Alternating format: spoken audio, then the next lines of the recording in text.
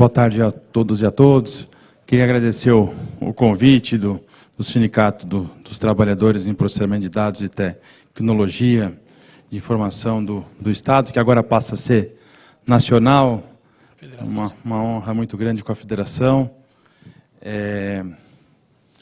O governo Temer jamais definiu qualquer supressão de direitos, nem tampouco em aumento da jornada diária de trabalho para 12 horas, o que seria um disparate.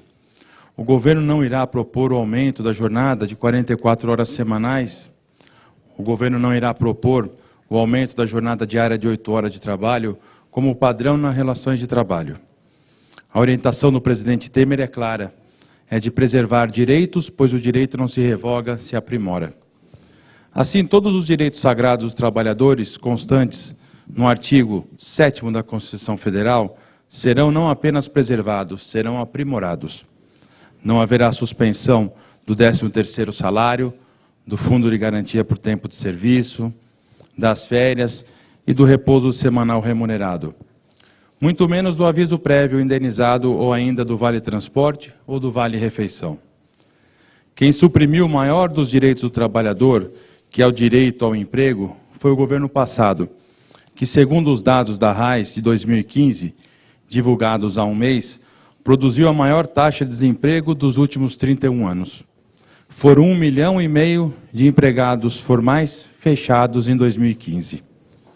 Já o governo Temer, mesmo em meio à maior crise fiscal dos 516 anos de história desse país, prorrogou de forma inédita o saque do abono salarial, PIS/PASEP, até o final deste ano, beneficiando mais de 1 milhão de trabalhadores e com o potencial de injetar mais de R$1 bilhão na economia brasileira.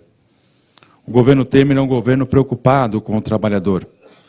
É o trabalhador brasileiro que anseia urgentemente pela atualização da legislação trabalhista, de modo que a lei proteja com fidelidade as inúmeras formas de trabalho que não existiam nas décadas de 40 do século passado, quando foi escrita a CLT.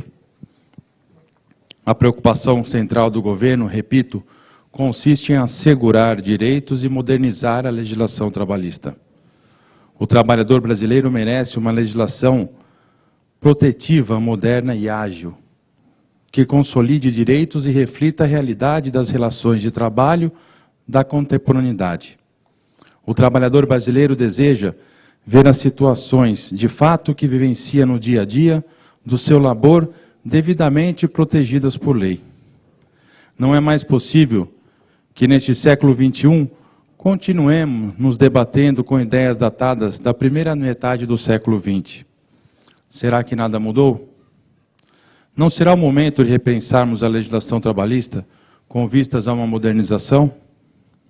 Hoje as relações de trabalho são dinâmicas e avançam ao mesmo ritmo frenético da tecnologia. E vos pergunto, enquanto nação, vamos simplesmente ignorar isso? Por certo que não.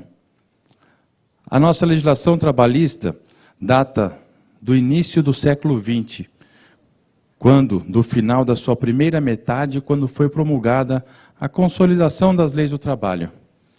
No início do século, por exemplo, foram importantes as ideias do positivismo, visando a entregar o que se chamava de proletariado, a vida social e política. Tratava-se de conquistar direitos.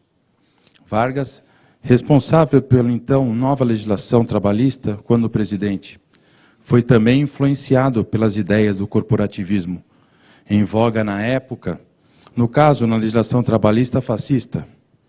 O mundo mudou. Ora, desde então o mundo mudou muito. Direitos trabalhistas foram conquistados, mudados e transformados em todo o mundo mais desenvolvido. A economia sofreu impensáveis transformações nesse mais de um século. Os pilares econômicos de antes são hoje completamente diferentes. O modo de organização das relações econômicas, sociais e trabalhistas foram completamente transformados. Pense-se em uma economia da era digital, contraposta de uma industrialização recente. Pense-se na passagem de uma economia rural baseada em terras improdutivas, base do coronelismo, a moderna agricultura empresarial, organizada em grandes cadeias produtivas. Pense no emprego intensivo em ciência e tecnologia, que altera completamente a produtividade do trabalho. Pense-se no papel dos serviços, cada vez mais importantes economicamente. Não seria, portanto, sensato considerar que uma legislação trabalhista seja imune a essas grandes transformações. Ela deveria estar de acordo com a modernização do nosso mundo, acompanhando e extraindo dele os maiores benefícios. Tomemos um exemplo de mal-entendido acima referido. Quando publicaram que, supostamente, o ministro do Trabalho tinha um estudo, uma proposta de trabalho de 12 horas diária, a reação imediata, diria de má fé, foi o de que estaríamos propondo um imenso retrocesso. Ora, ninguém de bom senso, presidente, proporia uma jornada de 12 horas diária. Havia, sim, uma discussão trazida por algumas categorias de 3 dias de jornadas de 12 horas, seguidas de 3 dias de descanso, inclusive com o pagamento de horas extras. Estávamos apenas pensando em submeter à consideração dos trabalhadores e sindicatos uma ideia que poderia ou não ser acatada. Nota-se que estávamos e estamos discutindo, aventando propostas e elaborando ideias, pensando em inovação e diálogo, conscientes de que qualquer mudança trabalhista deve, preliminarmente, passar por um amplo debate das partes envolvidas e da sociedade em seu conjunto. Nosso governo é essencialmente democrático e preza, antes de tudo, o diálogo e a concertação. Não é de nossa natureza nenhuma imposição autoritária. O que sim estamos embutidos é de uma profunda convicção de que qualquer mudança estrutural tem como premissa a negociação, o acordo e o espírito democrático. Gostaria de propor a todos os presentes, aos que nos ouvem e aos que nos leram e verão, que aceitem esse nosso convite ao diálogo, abertos ao aperfeiçoamento das leis e à criatividade de novas ideias. Por que não deixar a livre escolha dos trabalhadores, devidamente representados por seus líderes, diante dos empregadores, decidir se querem trabalhar 3 dias e descansar 3, ou eventualmente trabalharem apenas durante a semana 8 horas e 44 minutos diários, sem precisar trabalhar no final de semana? Por que não privilegiar a livre escolha de trabalhadores, empregadores e sindicatos?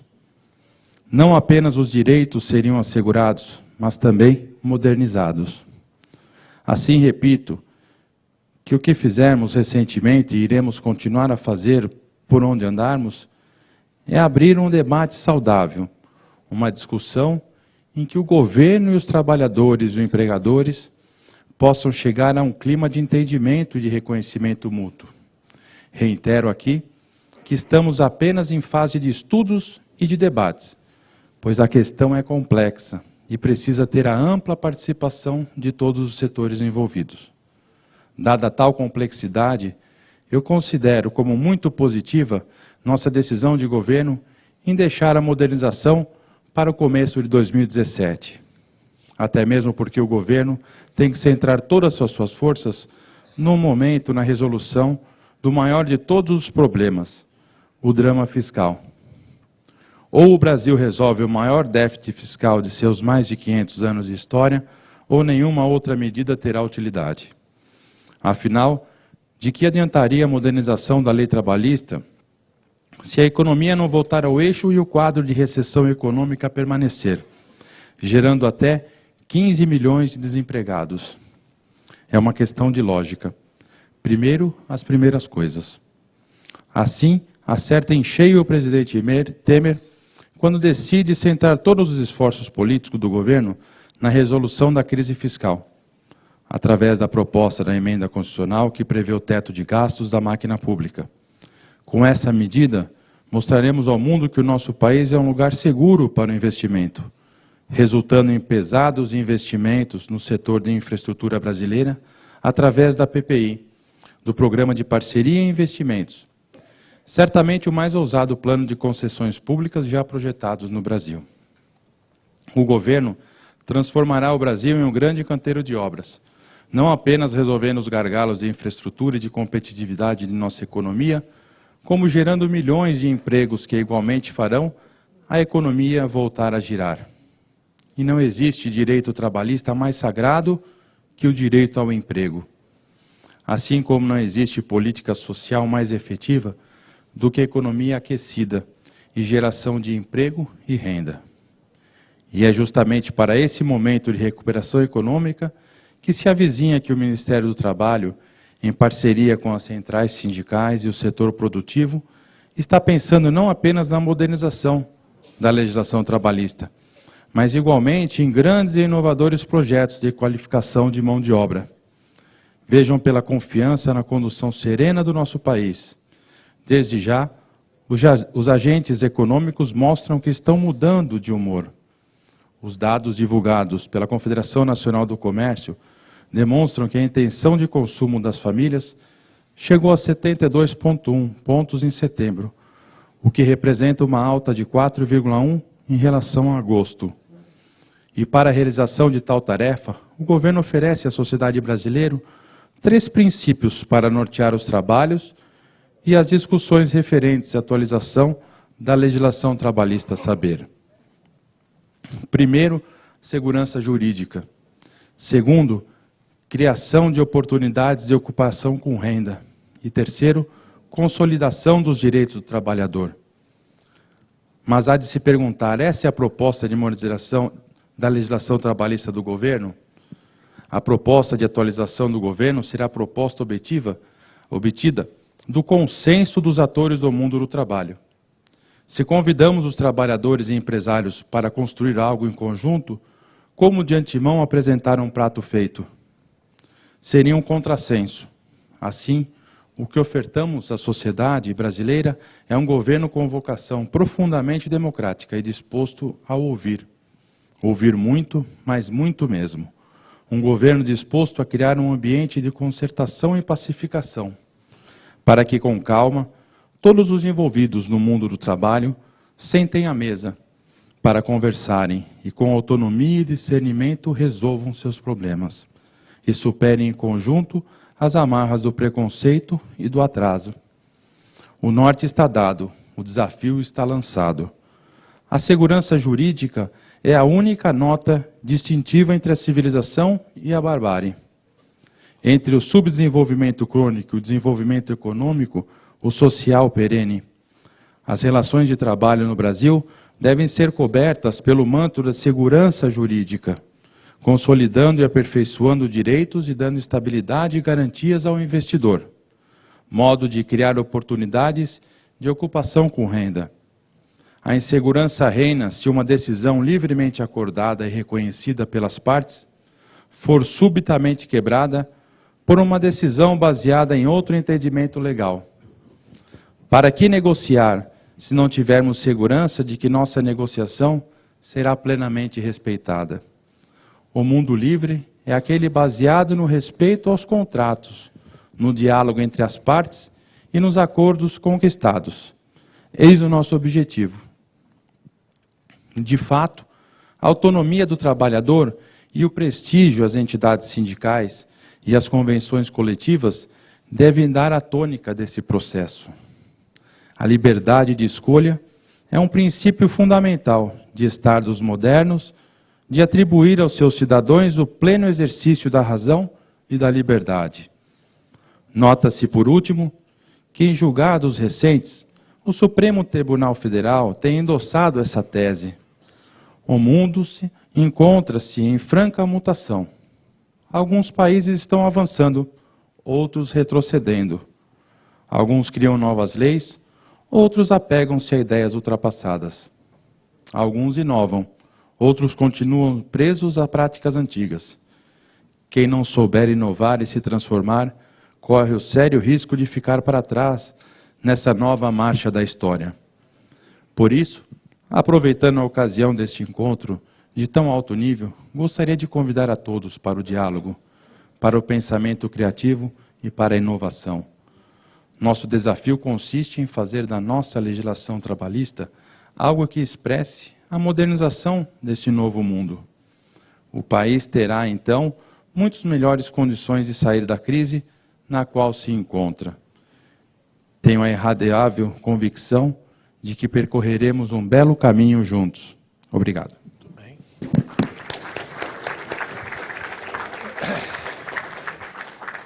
Muito bom.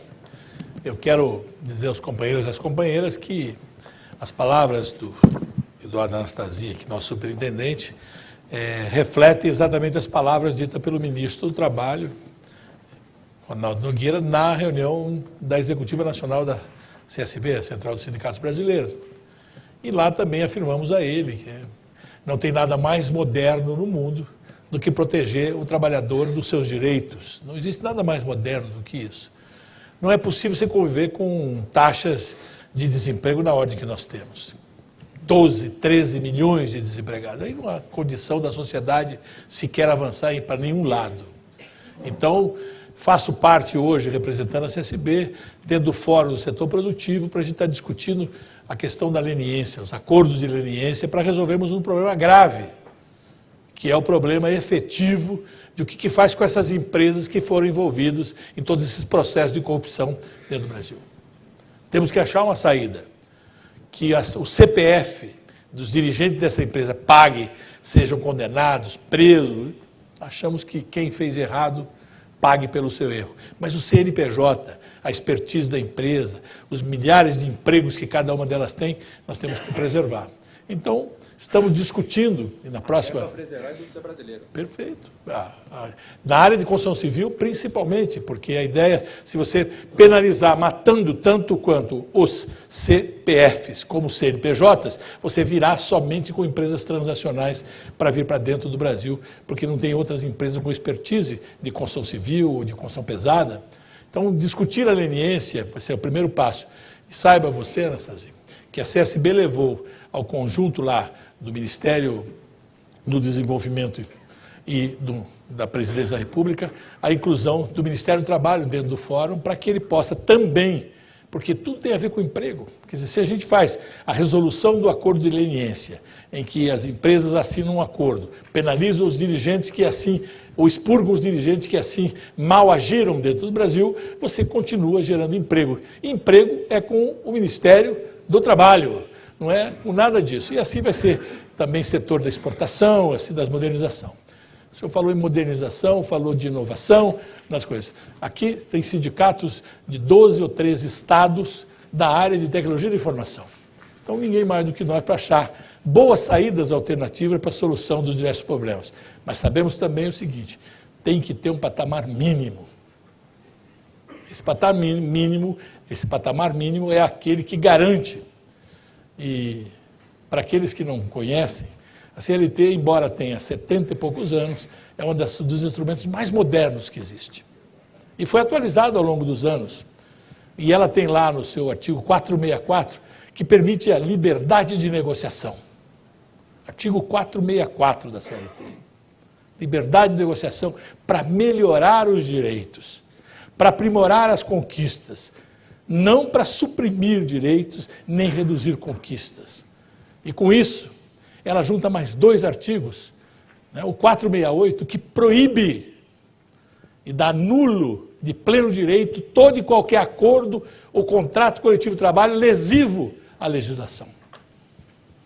Nem que o trabalhador queira. No seu artigo 9 está lá, ele se assinar um acordo reduzindo seus direitos é nulo. Porque sabe a legislação o quanto é pressão em cima do hipossuficiente, que é o trabalhador sozinho na relação capital-trabalho. Por isso, na Constituinte de 88, nós incluímos lá, Anastasia, a obrigatoriedade de relação capital-trabalho, relação empresa-empregado, a presença dos sindicatos. Então, para nós, fortalecer o Ministério do Trabalho é fundamental. Este é o verdadeiro parceiro dos sindicatos, o verdadeiro parceiro da classe operária e dos trabalhadores, porque é ele que faz com que as empresas que não querem ou não cumpram os nossos acordos ou as nossas convenções, assim o façam. Então é uma honra tê-los aqui e saiba que somos parceiros dessa luta. Muito obrigado. Gostaria de passar às mãos do senhor a certidão do Ministério do Trabalho, Ave Maria. passando Ave Maria. sindicato à federação. Sindicato da FETIF. Muito orgulho. Aqui está escrito que de todas as categorias que nós representamos, no âmbito federal, estadual e municipal, bem como os demais trabalhadores desse ramo de atividade econômica, com abrangência nacional.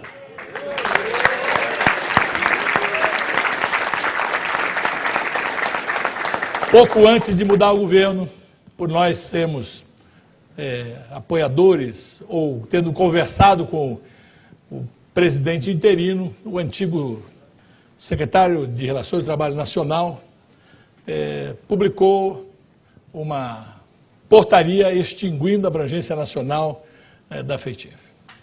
Entramos com pedido de reconsideração quase que imediatamente. O ministro do Trabalho, a Superintendência de Relações do Trabalho a nível nacional, acatou porque soube o quanto foi injusto, para não dizer torpe, a atitude tomada pelo antigo secretário de Relações do Trabalho. Fez-se a justiça. Muito obrigado.